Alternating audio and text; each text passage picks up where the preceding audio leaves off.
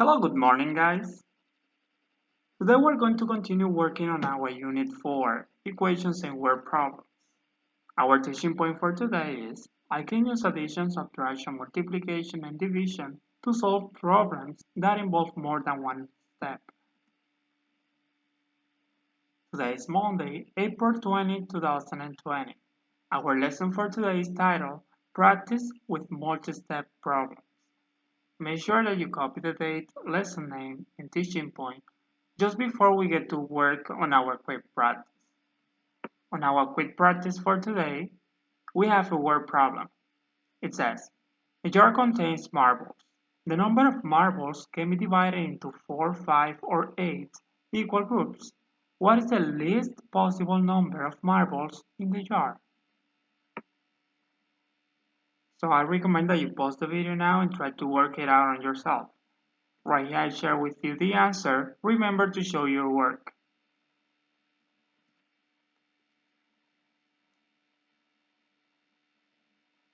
Since they're asking me for the least possible number of marbles in the jar, that means that that number should be common for 4, 5, and 8.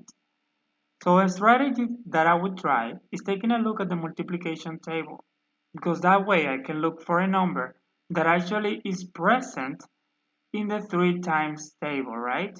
So if I take a look at this strategy that I try, I can see that I have 40 on the first one, which is 4 times 10.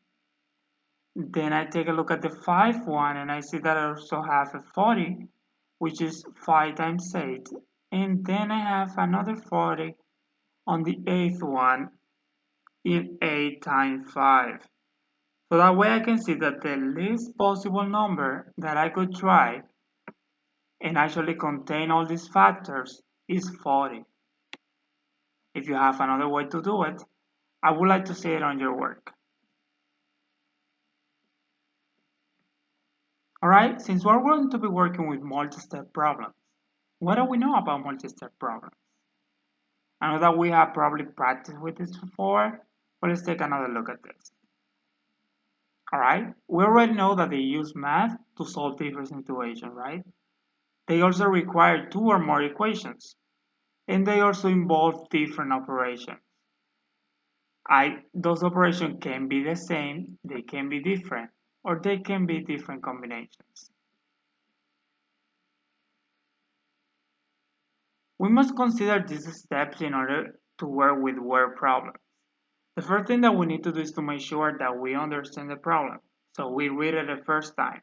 If we don't get it the first time, taking a look at the keyword actually, we reread. That way we make sure that we understand what we have and what we're being asked for. Then we should consider underlining the important facts and look for patterns. Then we can trace a plan that could be drawing a picture if needed to help you solve the problem. Then we're going to write an equation that represents the situation that is being stated. Then we can try a solution equation to find that missing value. At last, after we figure out those equations, we're going to solve the problem. Keeping in mind that we need to show our work so we can actually show our thinking, right? And then we're going to evaluate. Does your answer make sense? If not, try again. Right here, I have a problem that I want to solve with you. So it says, Ellie reads 6 pages in a book each night. Shelby reads 8 pages each night. How many pages altogether will Ellie and Shelby read in 1 week? Alright? So right here I can see that they're talking about each night. But should I consider only 5 days from Monday to Friday, or should I consider every day in this week? Alright? As I read, I see that I have 2 characters, so probably I will need to compare them. And then at last I have a question that says, how many pages altogether? That word right there, altogether, tells me that I'm supposed to add somewhere in this process. So I will keep that in mind. Now, At first I was wondering if I needed to use 5 days of the week or actually use all the days in a week. So as I read, I can see that I need every single day because it says 1 week. So keeping in mind that 1 week is equal to 7 days and also contains 7 nights, then that means that my multiplier on one of my factors should be 7.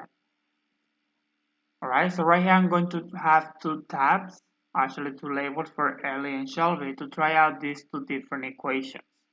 I could write this all together in a single sentence, but I would like to break apart this problem a little bit more so you can actually see how the two steps work.